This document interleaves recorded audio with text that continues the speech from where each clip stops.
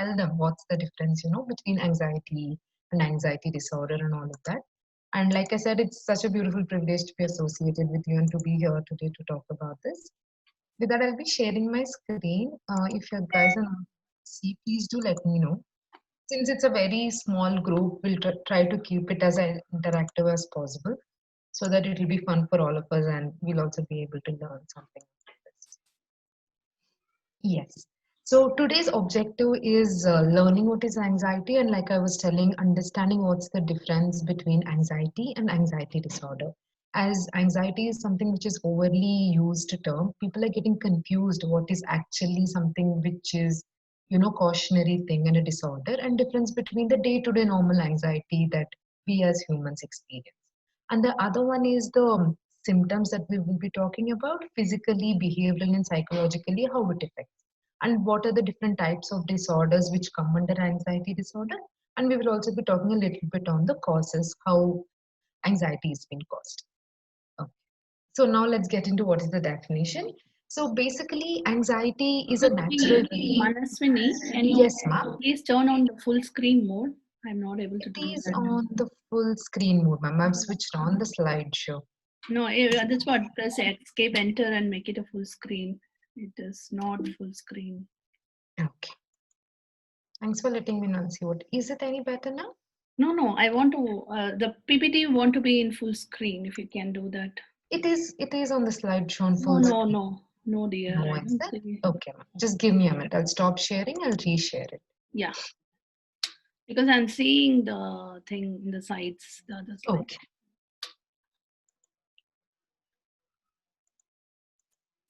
How about now? Yeah, better. It's But better? still, it is this way only. Okay, go ahead. Go ahead. Is it? Is it Yeah. something that everybody is having an issue with that? I'm so No, this it's still showing up number of slides. Yeah, and, in the side. I don't know. Yeah. I think Manaswini, you need to put it on the slideshow mode. I have done that, ma'am, probably because of the enabling. Yeah, maybe. I'll do that. Just give me a minute. Because it is distracting. Yeah, it is. There's so much information in the side. I understand, ma'am. I'll just try to see what I can do. Is it better now? Yeah, correct. Exactly. Yes. Yes. Yeah, Okay, it's that's fine. good. Yes, thank you so much for responding. Yes, so like I was telling, anxiety is a natural response that we generally feel towards stress. And it's said to be like it's originated when we humans were in that nomad state where our constant thing was either fighting a situation or flight. Like, so either you stay there and fight for it or just some suck up to it. Like, like you're basically there and you sum up to that. So based on these two reactions is how the entire anxiety thing came into the picture.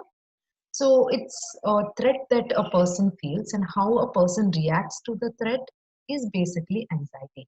And to be more clear about it, anxiety is like being in an orange light in a traffic signal. You don't know whether you need to stop or move forward. It's like you're stuck somewhere in the middle and you constantly feel this kind of, stressful environment where you don't know whether you need to go ahead or you need to stop. That startle, that stuck and unknown kind of feeling is something that explains what anxiety is.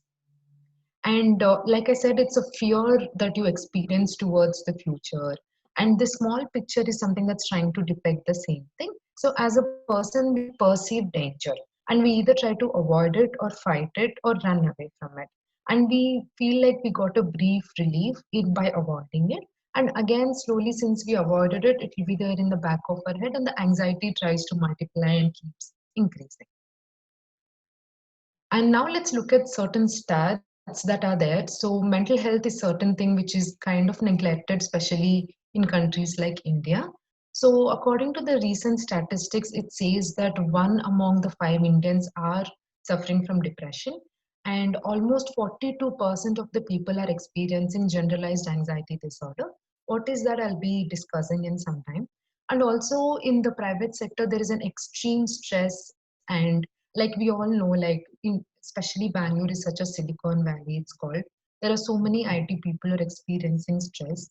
Though they say that they have a weekend off, they still end up doing work and which causes them so much stress. And considering now in the COVID times, losing job is becoming a very normal thing. So you don't know when your project will be done and when you will lose the job, and because of which stress is there, and stress causes anxiety in most of the situations. And according to the other stat, it says that 150 million people across India, they actually need mental health interventions into that interventions, and then both long term as well as short term. And also, sorry, there's some chats that are coming. I'll just check.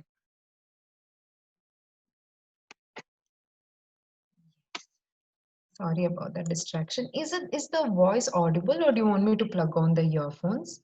Can you all hear me properly?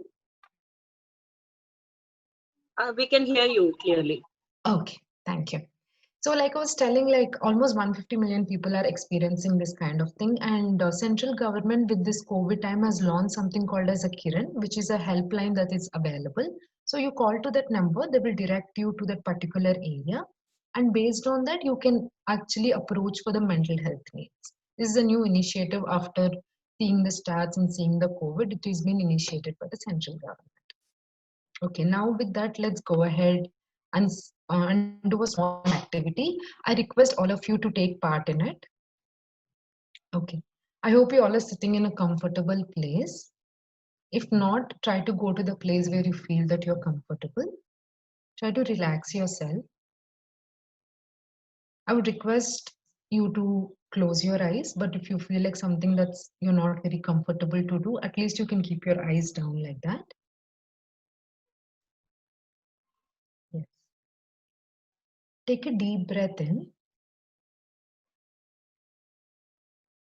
Take a deep breath in. Hold the breath. And now slowly breathe out. Try to keep your eyes closed, or if you're not closing your eyes, just look down. Try to relax yourself. Try to pay attention to only my voice. If there's a background voices, don't worry about it. Let that come and go. But try focusing on my voice. Take another deep breath in. Relax yourself. You're in a safe environment. You don't have to worry about anything. Slowly breathe out. We'll do another round of breathing exercise. Take another deep breath in. Wiggle your body and try to relax if you feel like you're holding yourself, or stress, if there's any stress that you're experiencing in any part of your body. Just loosen it a little and relax. And now slowly breathe out. Now try to think about a recent incident which caused you stress or anxiety. Now, since that I've explained anxiety, I hope you understood the definition. So try to think about a recent incident that caused you the stress. It could be something like you missed your meeting, or you were 5 minutes late for your meeting. If you have helpers at home, they didn't come on time. Or in recent past, you've been experiencing cold and sneeze, and you have that fear, what if it's COVID? So it could be anything. Any recent event which caused you the stress, just try to think about that incident.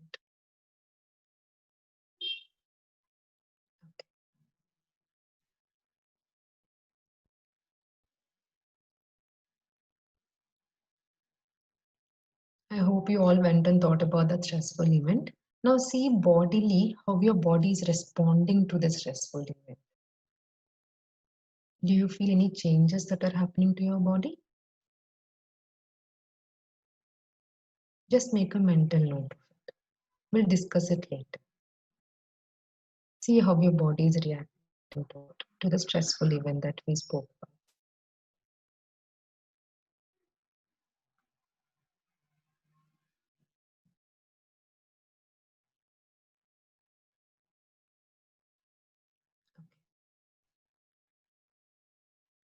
Now take another deep breath in.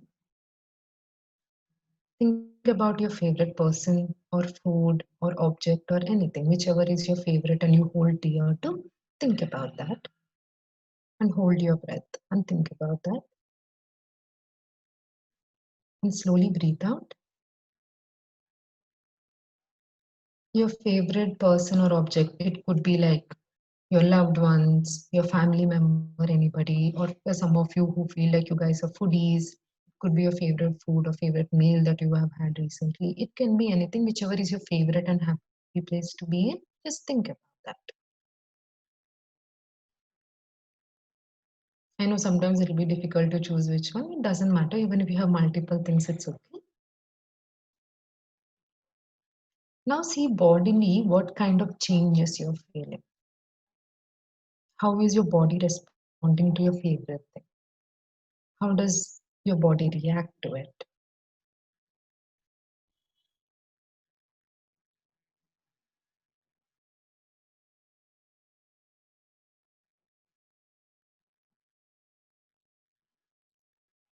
Yes.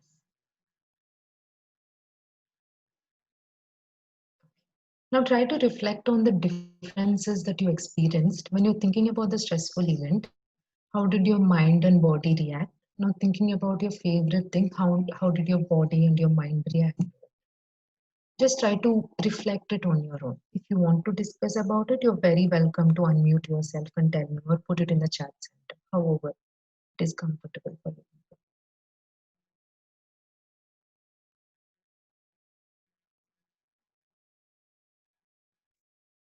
Hi, ma'am. Happy evening. This Yes. is Priya here, ma'am. Hello, ma'am. Please tell me.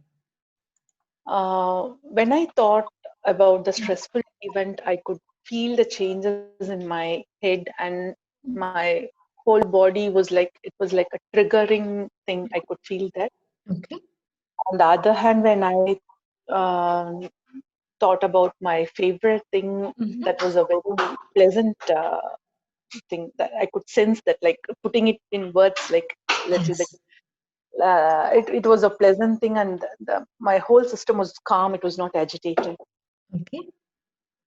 That's wonderful, Padma ma'am. Thank you so much for sharing it and not hesitant at all and being so open and comfortable to share that. I really appreciate that.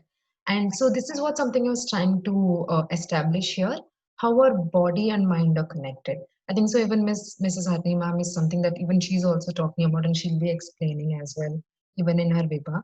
So this is something that I want you all to understand how our mind and body are interrelated. So this will also help it easier for us to understand what are the symptoms of anxiety. I hope you all also had kind of similar experience other than Padma. If you would like to share it with me and if you want to do it personally, you can leave me a personal message in the chat center. I will read through it and we can have a discussion on it sometime. Okay? Thank you. With that, we'll go ahead to our next thing. I hope you all are free and comfortable. If you're feeling still a little agitated about that stressful event, take some time, have a sip of water, and relax yourself and think about your favorite thing and try to come back.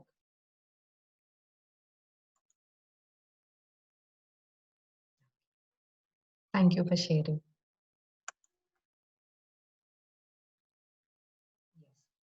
I hope you all are feeling much more relaxed and okay after thinking about your favorite incident. With that, we'll go ahead. Like I said, our major thing today is to differentiate how is anxiety different from anxiety disorder. There are endless things, but I try to make it as simple as possible by doing our age-old, distinguishing and writing differences like how we did in our school times. So maybe this will make it a little easier and for you to understand it. If some of you are those people who like to take notes, I would suggest you guys to write these down. It will be much more easier for you to remember on later on, or when you're experiencing or your dear or near ones are experiencing the same. Okay. So basically, anxiety is a reaction to stress. Like I was telling, like being late for a meeting or missing a meeting is a very stressful event. At least it could threaten your job. So if you're feeling or you're reacting to that is a very normal thing to do. So that comes under the anxiety. But what happens in the anxiety disorder is you start feeling this, uneasiness, startleness, and out of nowhere kind of feelings with no any event or any incident associated with it. You'll just be sitting and having your favorite cup of coffee and you suddenly start feeling anxious. So if you're feeling something like that any times, that could be anxiety disorder. And if you're normally reacting to a stressful event, that could be anxiety. And going to the second one, it's triggered by a specific stressor. So In the first one, we spoke about how incidents. In the second one, it's all have some kind of specific things that people who like things to be clean and finding a dirty tissue paper somewhere in the corner, that could be a stressor, and that could actually trigger you or make you feel uncomfortable about it. Or for some of us who like things to be in place and something very disorganized and dirty and a messy room you see, that could make you feel quite uneasy and annoyed. So these are natural responses, and it's also something to do with your personality. This is in the anxiety, and with anxiety disorder, it's an intense emotional state. So if you are the same person who's having anxiety disorder, if you find the dirty piece of paper or a little disorganized thing, you try to get so angry, so upset, and then you go all like, why is this always happening to me? Nobody can me. This is why they're behaving with me like this. And you get so emotional over that. And the mood swings and the way you catastrophize it and make it look like, oh God, why is this happening to me? So that exaggerated emotional response, that's something that happens in the anxiety disorder. Um, and the next one is there is a start and an end point in this. So basically, you start feeling anxious or stressed out for a particular event or a something, and you end it once the that stressful event or the stressor is taken away. So you would know where is it starting and where is it ending. But in the anxiety disorder, it's an ongoing thing. Every now and then you'll be feeling anxious. You will be feeling like, oh, what is happening to me, and you'll be feeling that restless uneasiness. So the symptoms will be talking that time, we'll be able to understand much more clear how anxiety disorder manifests itself. So it will generally last for few weeks, and sometimes if it's lasting for more than 6 months, that's when you say that yes, this is anxiety disorder. So sometimes it's very helpful and motivational. Like for suppose, like for today, when I'm going to give this particular thing, I will feel a little bit uneasy and a little bit fear and nervousness. That's good. Only if I feel uneasy and nervousness, I will be able to prepare myself better. I will be able to deliver what I thought for it much better. If I don't have that fear, and if I'll be like, ha, chalta hai, kuch bhi, I can talk. If I have that kind of attitude and don't feel this little bit fear towards it, my content or my delivery wouldn't be that great. And this is a very normal example. In another thing, like suppose you're driving a car again. If you don't feel that fear, your leg will not go hit the brake, and accident could happen. So sometimes anxiety feeling or the fearful feeling is very helpful for you to save yourself and keep you motivated and do your day-to-day tasks. But in anxiety disorder, it will take a toll on your day-to-day activities. You will not be able to perform simple things like having your breakfast on time, or you'll not be able to sleep at all. Like for suppose you have some important meeting to attend, your anxiety takes a toll on you that you will not be able to sit in the meeting or pay attention to it. Or if some of you are mothers, you will not be able to attend to your child thinking like, what if I may harm the child? Me being here is of no use only. Things like this, and you try to avoid, and it interferes on just normal functioning of your day-to-day life. So in the anxiety, it lessens when there is no stress. So like for suppose how we spoke about, there is a stressful event, you feel anxiety. So once the stressor is taken out, you will not feel anxious anymore. You'll start feel fine, and you will be at peace. You'll be having your day-to-day things happening. But in the anxiety disorder, there are a lot of physical symptoms, which I will be talking in some time. But in briefly, it's like that uneasiness in the chest, that sweating thing. Like some of you who actually participated in it, you would have understood that uneasy feelings. Okay, a bit louder. Okay, I'll try to be a bit louder. I think so. My voice just fluctuates quite a lot. I'll try to be a little bit louder. So, like I was telling, like some of you who took part in that, when you thought about your stressful event, you would have all experienced that uneasy physical symptoms, right? Imagine that's been multiplied into 10, multiplied into 100. That kind of uneasy feeling is what is present in the anxiety disorder. So, relaxing and taking yourself away from the stressor and going away generally helps if you're only experiencing anxiety.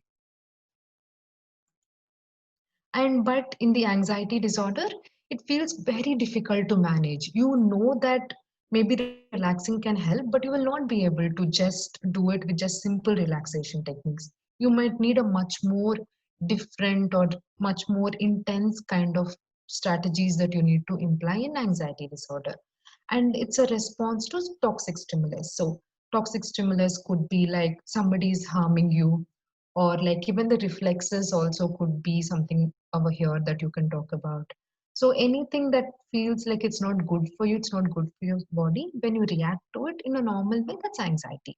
But in anxiety disorder, like it says in the here in the slide, it's an absurd response. It's like out of nowhere, so random, very bizarre. You don't even know why you're behaving like that. You just, like I said, sitting and having a normal day, and you start feeling very opposite kind of responses.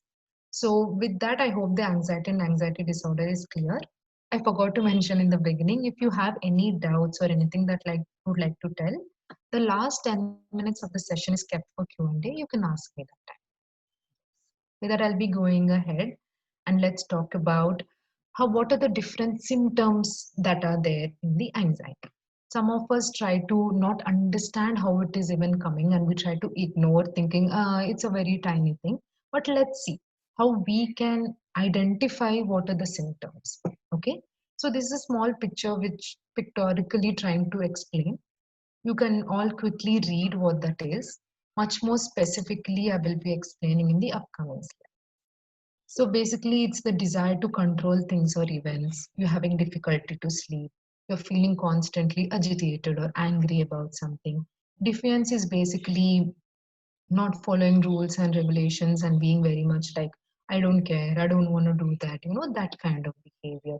Being quite disobedient and having high expectations for self. It could be including, so this kind of speaks in terms of kids as well, so that's why it includes school and work.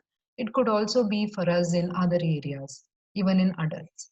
So it's about avoiding big events. So some of us might end up avoiding social gatherings, meetings, and all of that, and you're having pain and stomach ache and headaches all the time. You're really struggling to pay attention of late. You feel like so demotivated. You have intolerance for uncertainty. So this is something where right now it's quite uncertain with the COVID and the lockdown that's been happening.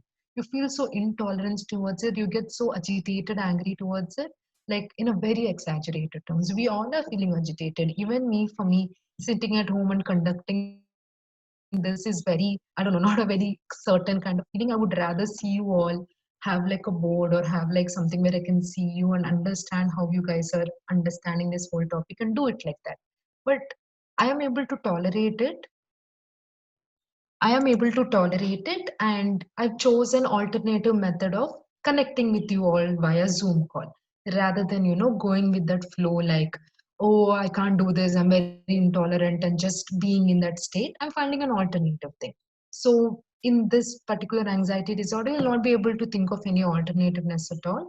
You'll just be stuck in that intolerance towards this uncertainty. So you'll be always having difficulty in managing emotions. So emotional intelligence is something that plays a very big role in having anxiety being taken care of. You will start over expressing your emotions. You will not be able to understand where to behave, how. Once in a while, breaking down for a stressful event is okay.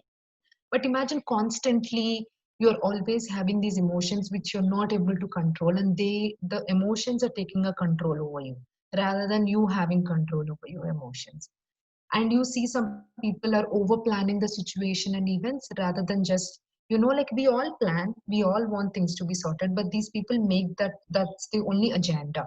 Wake up in the morning, think about how to do again, just before going to the bed again, take the book, write down and see how to do. So this constantly planning for the events and always having a checklist and ticking things off is something that's seen in people of anxiety. And you're feeling worried for the incidents and the situations all the time. Feeling worry is good, but again, in this anxiety disorder, it's exaggerated. Okay. Now I have divided the symptoms into three. That was something that I briefly explained. So first is the physical symptoms. In physical symptoms, its first one is the cardiovascular. So as the name says, it's the cardio, that is your heart related area. So we will be palpitating when you're having anxiety, constant palpitations. There is that heaviness, uneasiness, the discomfort in your chest area you will feel.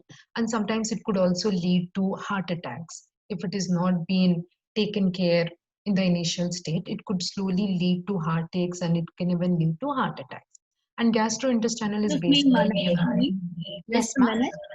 I want to check with participants. Can you all see the screen fully? I could see the one end of me got cut. I'm just checking with all. We Yeah, could ma'am. see Harini. So it's clear. Yeah, it's full Yes, screen. we can see the full screen, Clear, ma'am. Harini. Okay. Yeah. Thank You you. can see. Thank you, everyone. Please, Manaswini, go ahead. Yes, ma'am. Thank you. So gastrointestinal is basically your digestion system, your stomach, intestine, and these areas. So in these areas, how the anxiety symptoms come out is you feel the dryness in your mouth constantly. You will have this indigestion problems. Certain foods we are not very comfortable digesting, but even be it a regular comfort food, also you feel this indigestion. You will feel these burps that that I don't know what exactly it's called in English. I don't know why I'm thinking in my mother tongue. So basically, that uncomfortable kind of burps that you get, and also that nauseating feeling that you feel quite often. And diarrhea is not able to digest your food, and the constant wanting to go to the bathroom. And that lump in the throat is something which is very rare, but this is also one of the symptoms of anxiety. So you feel like there's something stuck in your throat. There are so many clients who come to me and say, like, ma'am, I feel like there's something in my throat. I don't know what to do. I feel like cutting it off. That kind of exaggerated feeling they feel. It's nothing but the anxiety getting manifested. It's a psychological thing. You feel like there is something in your throat. That is also a kind of anxiety symptom. And the respiratory is hyperventilating, and you're finding it very difficult to catch your breath. So this uneasiness takes a toll on your breathing. That's why whenever people are feeling angry or anxiety, you first ask them to start taking deep breaths or trying to calm their breath. I don't know if some of you have heard there is something called as a square breathing, which was taught to the snipers first in the military.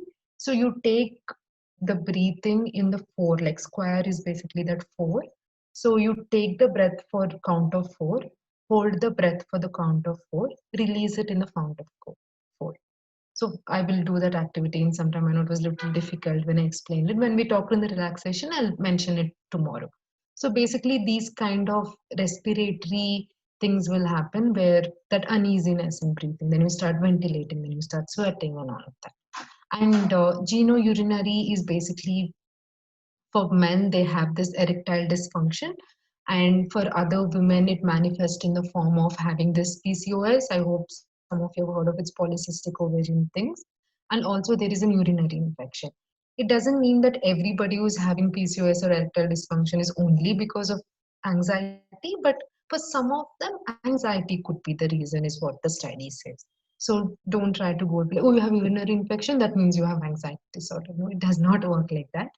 It could also be with various other reasons, but one of the reason could be anxiety is what we are trying to cover here today. So the other symptoms could be the tension in the muscle. So when you all thought about that stressful event, like some of you were telling that, you felt that tense in your muscles and hot chills. So imagine you're having difficulty to breathe. That's when your body reacts and says like, oh, what is happening? Then you start feeling feverish.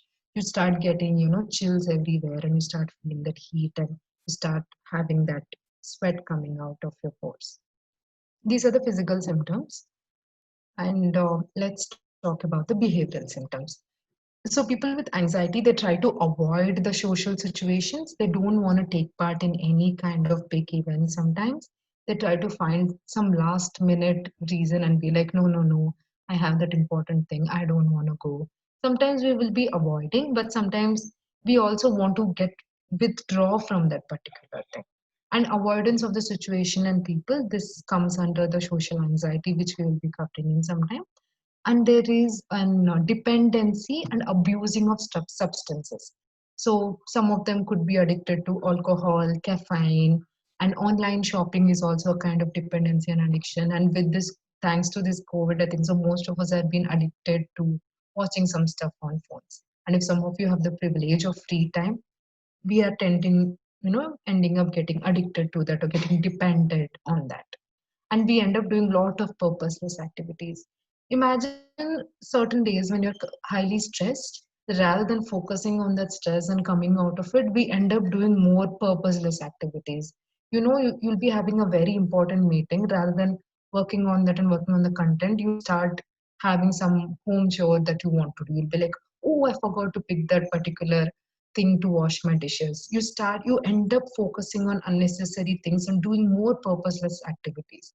That particular detergent which is needed for the soaps, you would have never thought of it.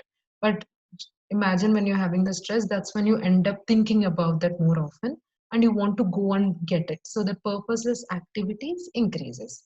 And sleeping and eating patterns, if there is any disturbance, it's mostly because of anxiety disorder only. So anybody who's having difficulty to fall asleep and they say like the thoughts are keeping me up and I don't know what is happening, this is when the negative spiral and that unnecessary worry could be one of the reasons. Okay, now let's go and look about psychological symptoms.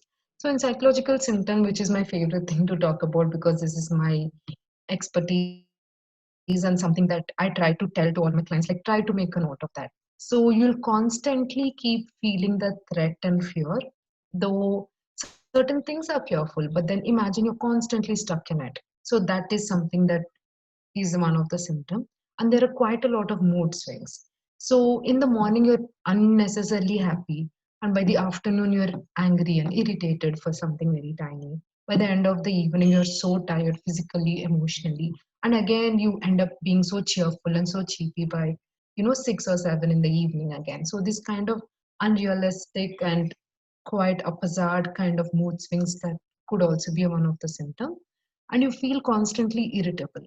So certain things which don't actually annoy you or don't actually make you angry, because when you have anxiety disorder, it makes you feel so irritable. You always feel like you're on the edge of having a fight or making somebody else look like they have made a mistake. That kind of feelings.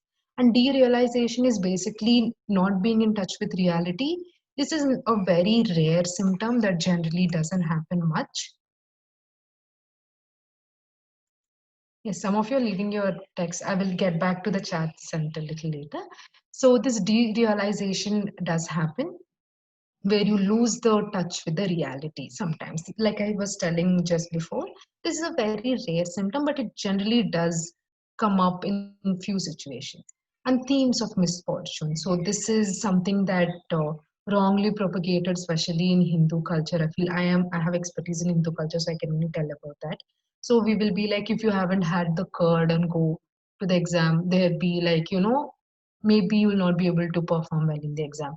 These kind of superstitious ones slowly start becoming like themes and misfortunes that you try to associate. And you get so obsessed over doing it. In certain things, like you have to touch a particular thing in this particular number, only then it will give you luck. These kind of themes of random misfortunes, thing that you will be associating. And you feel like it's not at all possible to cope up with anything. So, like, for suppose if some of us are having any kind of difficulty, we feel like I will not be able to cope up with it all. No, no, no, you have no idea, Manaswini. It's very difficult. What are you saying? I have so many clients who come up to me and say like that. But if you sit down and think about it, it's the anxiety that's making them talk. It could be kind of a solvable one. Like maybe they're having difficulty to handle their autistic child, or maybe they're having difficulty to handle their husband who's not present. But for them, being in that state, it looks like it's not at all possible to deal with it. And we have an unrealistic idea of danger. Being realistic over danger, like for suppose, like if I go out without not putting the mask, there are chances for me to get COVID. So these kind of being a little more vigilant about the danger is okay, but these people end up putting 4 or 5 masks on, so many face shields on, gloves and everything, and always feeling like even if I step out, I will definitely get COVID. You have no idea, COVID is everywhere. So these kind of overly exaggerated and very, very unrealistic kind of idea towards danger. And the other one is unable to relax. So no matter what you do, how many relaxation techniques you do, and people are asking you to relax, and people are telling it's okay, it's fine, you're not able to relax at all. So inside that uneasiness, that fear is always there. And the startle response is the orange light situation that I was telling you people. So startle is basically like, oh my God, what's going to happen? Oh my God, what's that happening? So this kind of always being on your toes, always like, should I go? Should I not go? Imagine that you're always stuck in that state. That is startle response towards things. I know I've been talking for some time. If you have any doubts, please try to keep a note of it. By the end of it, I will definitely be taking all the questions and doubts that you guys have. Okay. Now let's talk about the causes. So far we spoke about what is anxiety, how is anxiety different from anxiety disorder, and how anxiety manifests itself in physically, behaviorally, and psychologically. Now causes is something that actually the causes are not very clear, but over the years of research and studies, these are certain things that's been widely spread about. Certain anxiety disorder doesn't have actual termed causes as such. So let's look about what are the basic things that are there. So it says that anxiety could be something which is hereditary. You will get it in the genes. So if your grandfather or somebody who's always that anxious person, always being scared of the future, there are very, very rare possibilities of you inheriting it. So there are medical factors, like for suppose there is some kind of threat in your nearby. So currently it's the COVID, but before that, there could be any threat like, oh, if somebody is having cancer, imagine visiting the hospitals regularly and coming back. This kind of entire uneasiness kind of makes you slowly develop anxiety. You'll constantly be fearing it. So different kind of anxiety tends to manifest when you're constantly having physical health issues. And brain chemistry, like how the saying goes, like if you practice anything for 15 days, it'll become a habit. So something in that terms, the neuropsychologist and neurospecialist have told that if you have been exposed to an anxiety situation for more than 40 days, your brain chemistry changes in such a way that you can rechange it. But since you've been exposed to that for these particular number of days, your brain chemistry changes in such a way that you constantly are in that anxiety mode. Your whole chemistry kind of changes, is what the neuropsychologists say.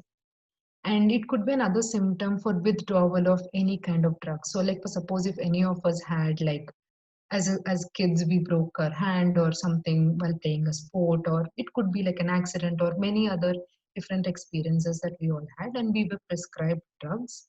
Once you stop using the drugs, the anxiety slowly tries to manifest. It could also be for people who are addicted. Even for them, once they stop using the drugs, they will have so many anxiety related diseases. Personality traits. This is a very subjective and a cliche cause that is there. So anxiety can be more evident in people who are narcissist. Narcissist, okay, narcissist personality is something that they generally have these kind of anxiety symptoms. So narcissist people are who believe like they are right, they are perfect, and whatever they're doing is perfectly fine. So these people have more anxiety issues, and people who are perfectionist. I want to do tasks which are perfect and which are fine. If it's only perfect and fine, I will do it. So these people, imagine when they're so perfectionist and they're not letting go of any tiny things, they have anxiety disorder, mostly is what it says. So they're not ready to accept any mistakes. So people like this who don't want to ask for help because they feel like they are perfect, who don't want to make a mistake because again they feel that they're perfect, these kind of people who are like that have mostly the anxiety disorder symptoms. And environment factors, again environment factors could be the war times, now COVID times. Imagine being in the lockdown. That actually, that environment itself is causing you the stress and anxiety. And the study says that people who were, in Pakistan, where there's so many restrictions and so many kind of different societal pressures that are there, when those people were tested, most of them had high functioning anxiety disorder. So it's the environment that takes a completely different toll on your mental well-being. Like again, it's something to do with the brain chemistry. Constantly being exposed in this hazardous environment can make you anxious by the end of it. So these are some of the causes. And now let's go ahead and talk about what are the different types of anxiety. Before that, I would request all of you to participate in this small self-assessment. I hope you all can see. Okay.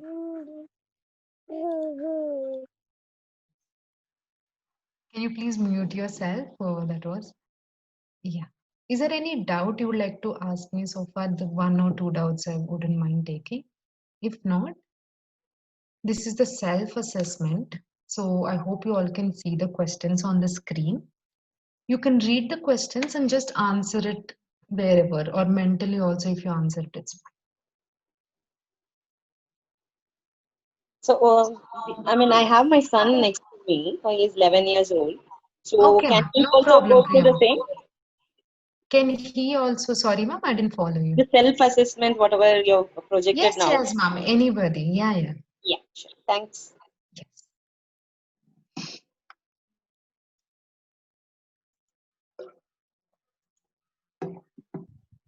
I hope you all can read, but some of you who are, I see that some of you are connected through your phones. If you're not able to view the screen, I'll just read out the questions for you people.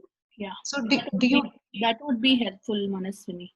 Yes, ma'am, I'll do that. Yeah, so we will take a minute break here so that you take time. It is more of technical content. I know for many of you it is a lot of technicals you're trying to understand. So we will take a minute break.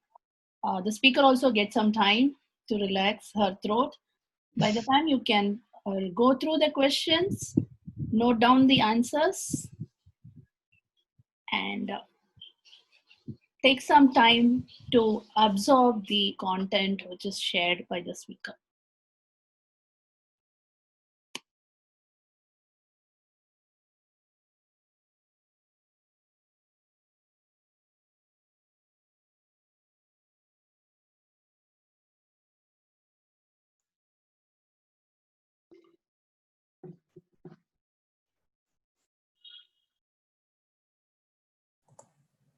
So I have a question. Can I go ahead?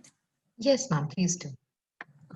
So are we supposed to answer it only yes or no, or? Yes or no would be much easier for us to evaluate, but then if you want to write something like sometimes, rarely, all of that also you could put it in. Okay. Thank you. It's like a grading scale. So if you often feel sometimes like that, you can write often. If it's only rarely, you can write rarely. For some of us, it could be never, so you can write never. That's also acceptable.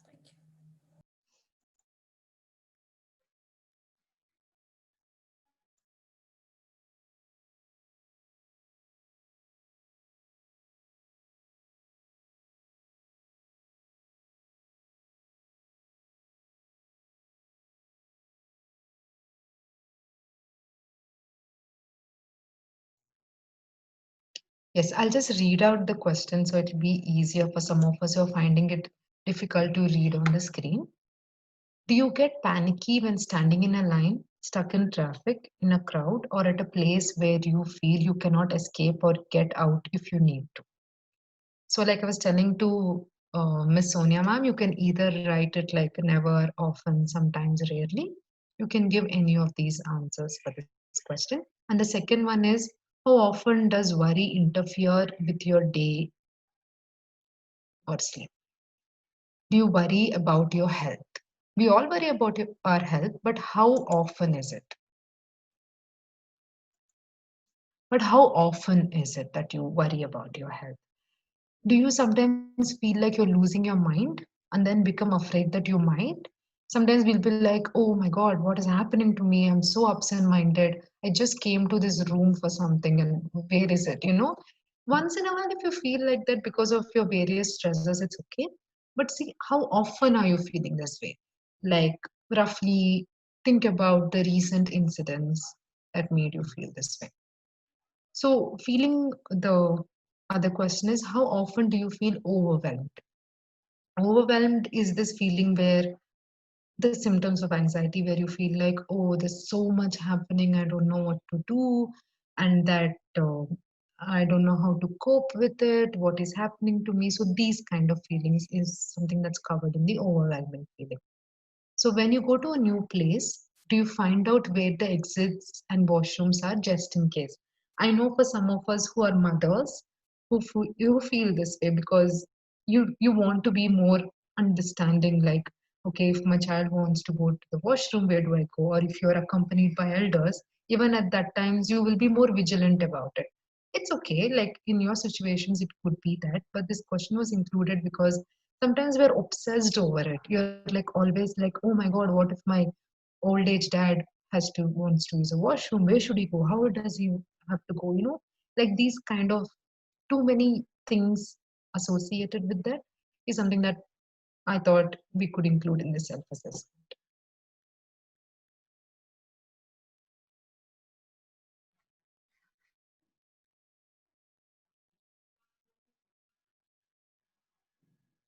The self-assessment is just for you to personally to reflect on it and understand it.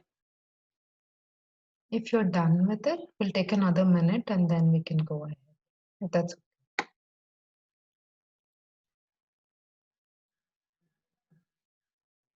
It's almost time, so I don't want to delay it much. We'll give it another minute and go ahead. Is that okay, Harinima? Can we give another minute and go ahead? Hello? Yeah, if all are done, we can move on. Yeah, it's almost 5:50. Yeah, and yeah, so I got all are so I done. was- Yeah, almost people have started. Just type if you're done. Yeah, you can move on, Manasvi. Thank you. Yeah. If some of you still feel like you want to talk about it, reflect on it, we can do that in some time, or by the end of it, you can get in touch with either me or Haranima. Okay. Now, the last segment of today's understanding of anxiety is learning what are the different types of anxiety.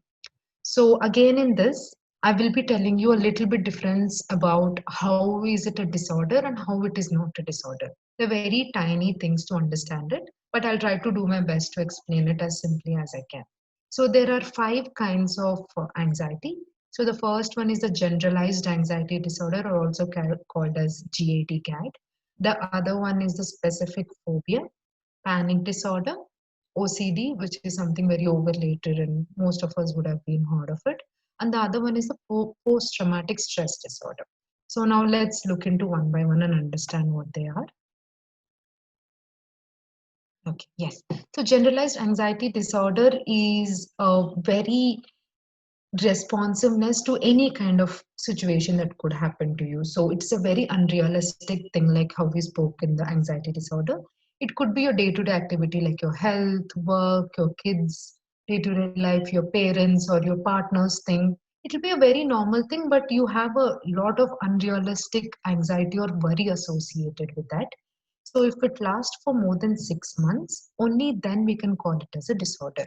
So this symptoms, this fear and this worry, and all of that should persistently be for an entire 6 months. That's when we call it as an anxiety disorder.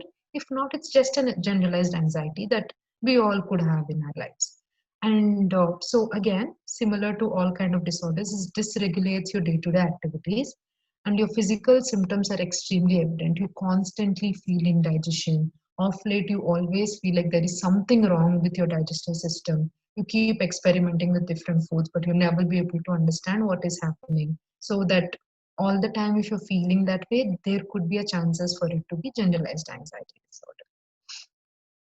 And the next one, sorry about that slide. I don't know why it's always go to the previous one. The next one is the panic attacks. So panic attacks is an recurrent unexpected panic feel. So panic attacks generally last for 30 minutes, and the first or the last 10 minutes, it's actually in its peak, where you feel the tremors, the sweating, you start becoming completely drenched in the sweat, and you almost feel like you're gonna have an heart attack. So that is something that's there in the panic attack. And also, if panic attacks last in a month 4 5 times, if they keep coming, and if they're there for more than 3 4 months, that's when you call them actually a disorder. But generally, once in a while, we all do feel panic. And if you feel like there is a threat for a dear one, or if you are driving and there is a sudden accident thing, that time you do feel panic. Those things are pretty okay. But then if it's last for longer and it just comes with any unexpected reasons, that's when that is called as a disorder. I hope that's clear. It's a very normal, it's a very tiny thing. So panic attacks is basically, I'll just repeat, last for 30 minutes. The first 10 minutes are intense and it feels like you're having a heart attack. Yes. So specific phobia is basically having unrealistic, again, unrealistic is a very overrated word for today. It's a very unrealistic fear towards any kind of natural things or animals, or you feel so scared of blood and you are extremely scared of certain situations. Like some of us are extremely fearful to take a flight, or like excluding the COVID times, generally you're extremely scared to go in the public or go outside, something that's called as an agoraphobia. And having a fear of a certain thing, it's okay. But then imagine you're completely avoiding it. You never want to be there. And even if the sight or a thought of it can completely shut you off and can just ruin your 2, 3 days or that one particular day. If it is in that an exaggerated thing, and that's when we call it as a disorder. Yes, I'll just keep this slide for some time for you to see different things. Don't worry about the names, but just understand that these are the different things that are there.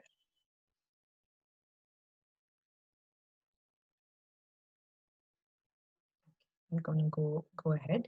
So in the specific phobia, there's another one which is not there in this thing that I want to add is separation anxiety. So some of us experience this fear where you feel like you might be separated from your dear and loved ones. Earlier, it was said that it is something that's there only in the kids or the children below ages of 10. Now it's said that even adults experience it. So you constantly feel like you're, if some of you're married, your husband or your wife will leave you and go away, or your mother or somebody will just leave you and just abandon you and go away. So this kind of separating from them, that fear is always there. And the other one is the social anxiety disorder. So you don't want to take part in any kind of social activities or do anything which involves a big social group. So that is called as social anxiety disorder. The next one is the post-traumatic stress disorder. So first of all, this was initially diagnosed with the war veterans. So people who went for wars, you know, the soldiers, how they're exposed to all the time very traumatic incidents, like there are bombs everywhere, there's death everywhere. So only in these people, first it was identified that they have post-traumatic stress disorder. But later on, they try to understand that every different person experience post-traumatic stress disorder in different ways. Like for suppose if some of us have lost kids or due to some reasons, or some of us in a very early age or something very traumatic, or some of us have experienced an extremely graphical and visual accident. So these kind of traumas get manifested, and what are the symptoms or how it manifests is for almost 6 months it keeps recurring. So wherever you sit, wherever you are, the traumatic incidents keep playing in your head and you just keep getting very disturbed with it. Suppose if some of us have been into an accident, any kind of motor vehicle noise or sitting in a car makes you feel like you're gonna undergo that accident again. So this kind of fear will always be there and you will try to come out of it, you know, like not take the car drive ride ever at all. Sometimes it's okay to come out of the stressful event, but imagine it becomes a habit. Imagine never want to sit in the car. It's not a very convenient thing, right? You can't always find some other mode of travel. Sometimes it becomes a necessity and they tend to avoid it. So it's persistently reliving the traumatic incident. Trauma, like I said, is in a multiple areas. We'll go ahead. Obsessive compulsive disorder. I think so. This is something that most of us are very curious to understand what it is. So basically, OCD is having like recurring obsessive thoughts, which is being linked with obsessions to do it. So you are obsessed to do something and you have that compulsion that I have to do it. So obsession could be sanitizers, and compulsion would be to use it at least 20, 30 times in a day. To make it very clear in this COVID times, that is something that's there.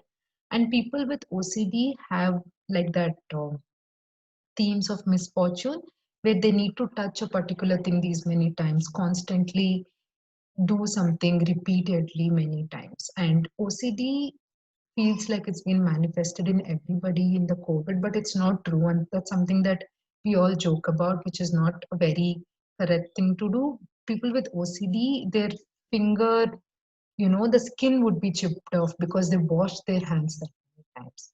Washing your hands daily 10, 20 times with this COVID is okay. But then imagine even in the normal times, they end up washing their hands at least 30 to 40 times. And they're extremely scared of germs and contamination.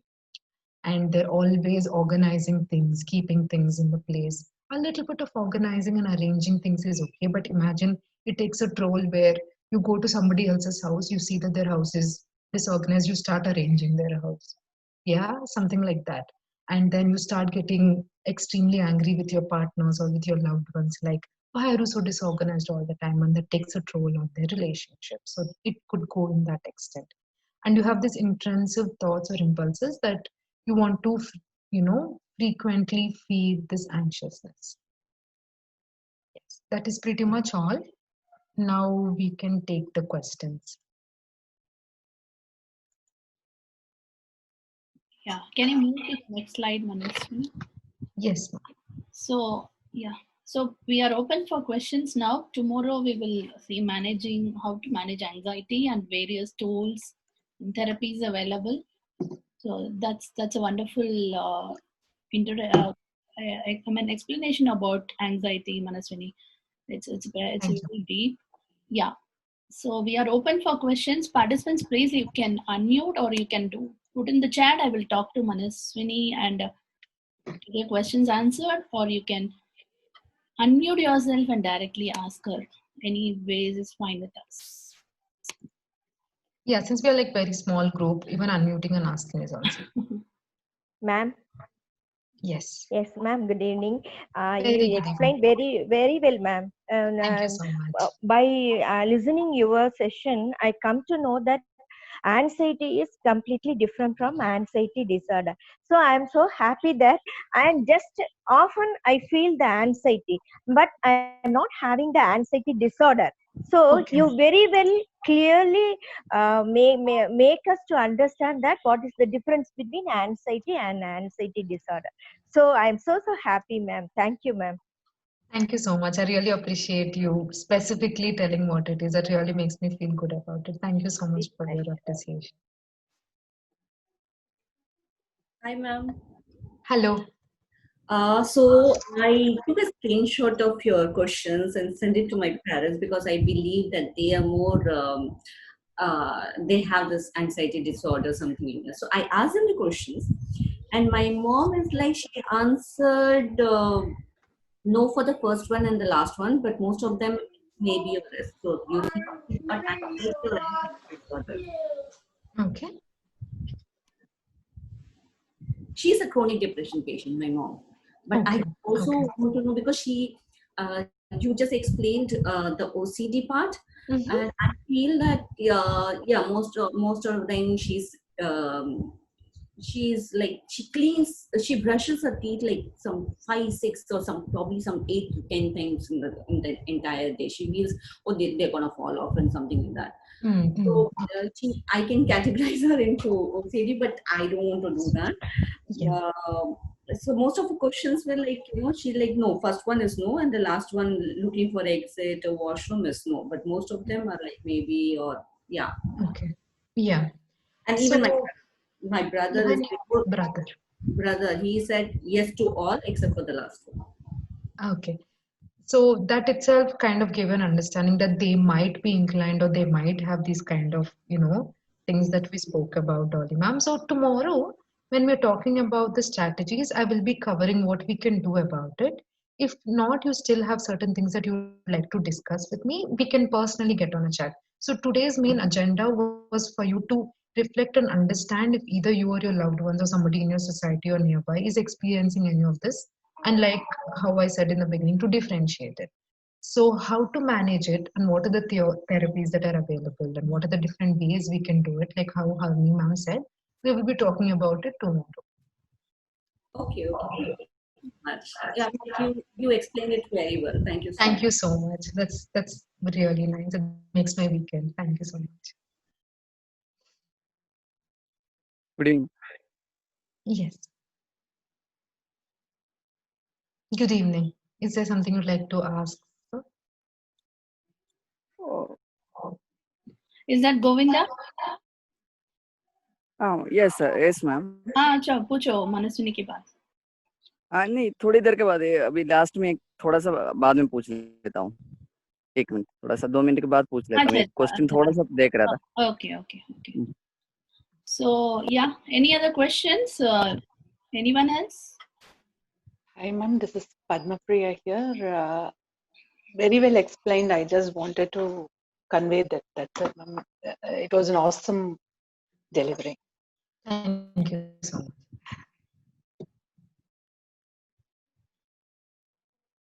So adding on to what Manaswini spoke, there is also something called health anxiety, which she has also covered. So especially in this COVID times, many of us are prone to this health anxiety.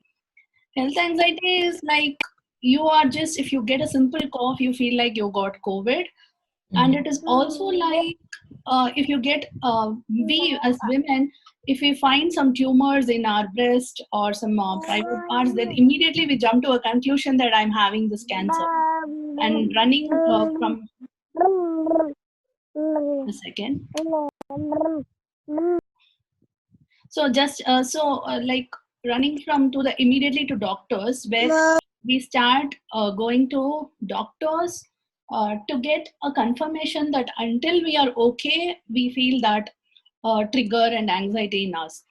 So so this is what personally I want to tell this to participants. So being under health anxiety is what initially, especially at this point of time, initially if you get a fear of sorry Govin, can you please mute? I'll unmute you once you have. So when you get that fear of fear falling sick or and most of us anxiety people also catastrophize. We catastrophize a very simple thing to a big thing, as if that's the day, end of the day or end of the world. So the moment you take, tomorrow we will address how to manage those things. Just be aware of health anxieties and catastrophizing things which might be even small.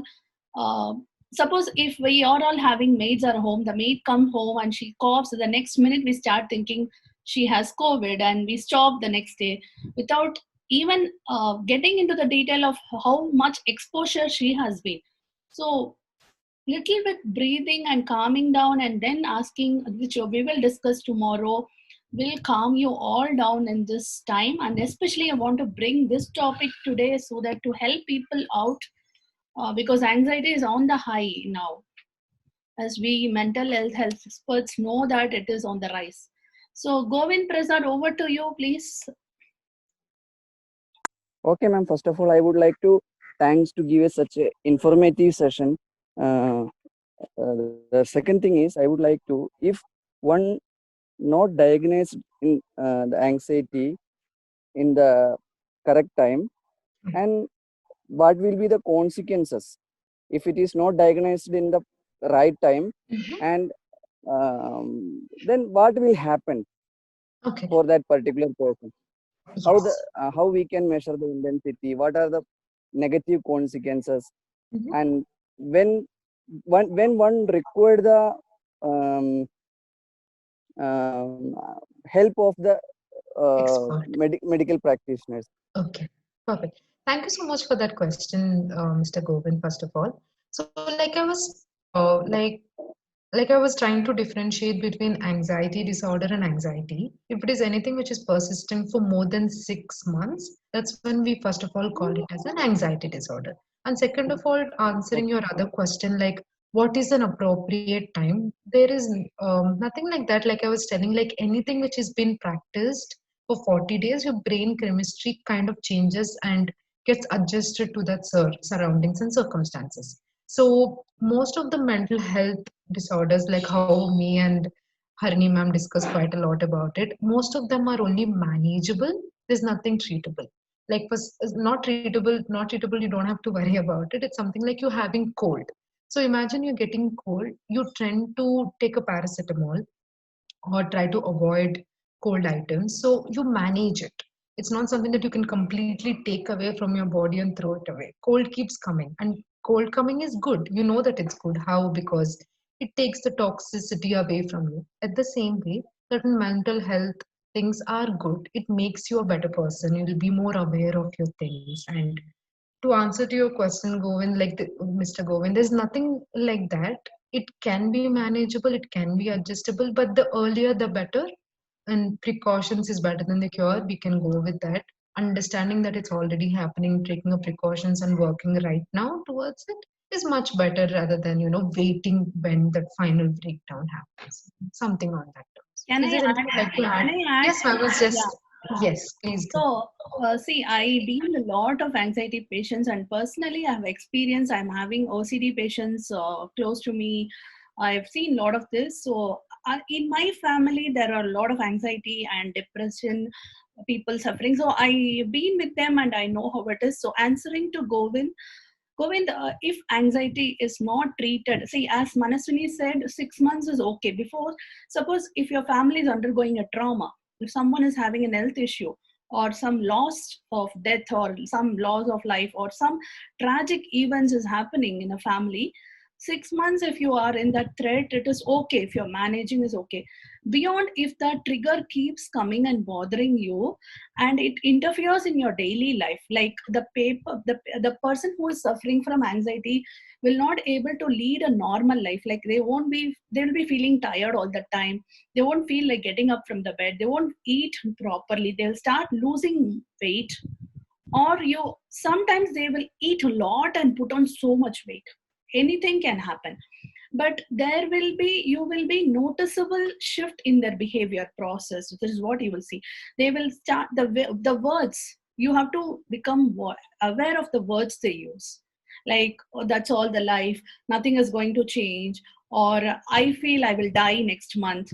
This kind of words, okay, is what the symptoms that you have to get to take them to the mental health experts.